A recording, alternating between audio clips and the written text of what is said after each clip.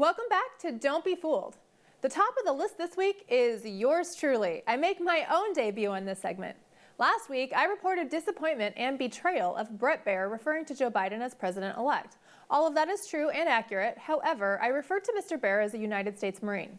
He did not serve in the Marine Corps, so for that, I make the list. Senate Minority Leader Chuck Schumer held a press conference this week and used it as an opportunity to spin lies, create fear, and twist reality. It's accurate that we're in a huge national challenge, but it's not what he's talking about. Now, we know this is a moment of great national challenge.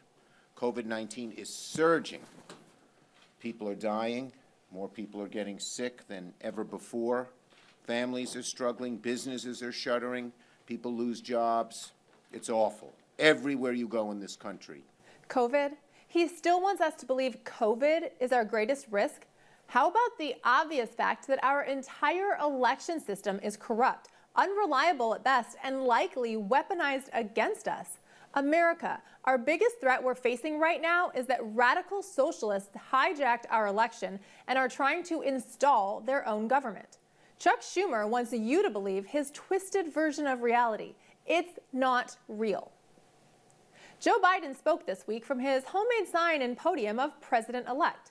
It was a fake press conference designed to get the viewers to believe that Joe Biden actually is the president-elect. He's not.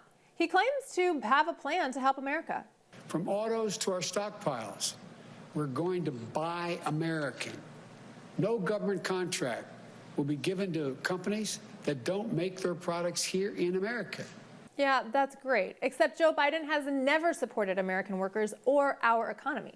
He has enriched himself by selling our jobs to China. His plan to buy American sounds an awful lot like Donald Trump's plan. The difference is that Donald Trump actually does buy American. Joe Biden doesn't. Joe Biden has been lying to America for 47 years. He says what he thinks we want to hear. He realizes that Americans like what Donald Trump is saying, so he's just copying Trump. Elizabeth Warren spoke this week and tried to convince Americans that Joe Biden had a landslide victory. Joe Biden and Kamala Harris won by more than 5 million votes. That is ridiculous and blatantly not true. Joe Biden lost by likely tens of millions of votes.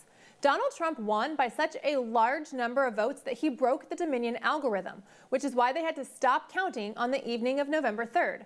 They needed to reset the machine, otherwise Trump would have continued his landslide win, despite the glitch in the software.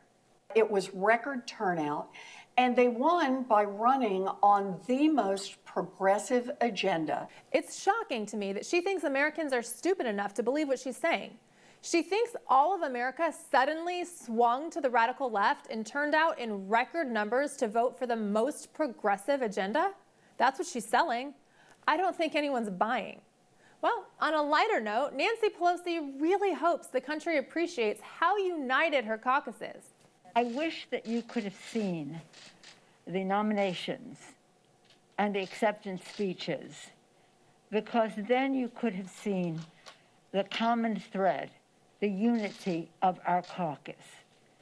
Give me a break. The only way they are united is against the American people and our constitutional rights.